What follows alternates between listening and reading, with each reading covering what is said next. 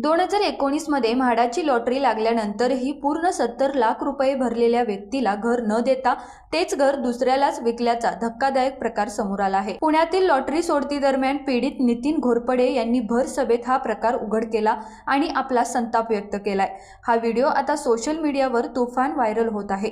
घोरपडे म्हणतात, मी कर्ज काढलं, सोने तारण ठेवलं, 70 लाख भरले, पोझिशन लेटरही मिळालं, पण जेव्हा फ्लॅट घ्यायला गेलो तिथे आधीच दुसरं कुटुंब राहत होतं। म्हाडाने तोच फ्लॅट परस्पर दुसऱ्यालाच विकला आहे।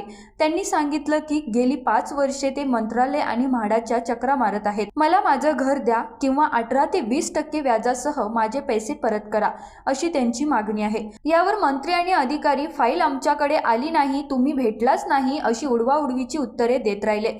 शेवटी आवाज उठवल्यामुळे घोरपडे यांना सभागृहाबाहेर काढण्यात आले। आणखी धक्कादायक म्हणजे एकाच फ्लॅटवर 2 बँकांचे कर्ज आहे, एकाच घराची 2दा नोंदणी झाली आहे, दोन्ही बाजूंनी जप्तीची प्रक्रिया सुरू झाली आहे।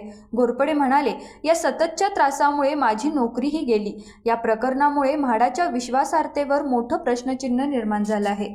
रोकठोक महाराष्ट्राला सबस्क्राईब करा आणि बेल आयकॉनवर क्लिक करायला विसरू नका।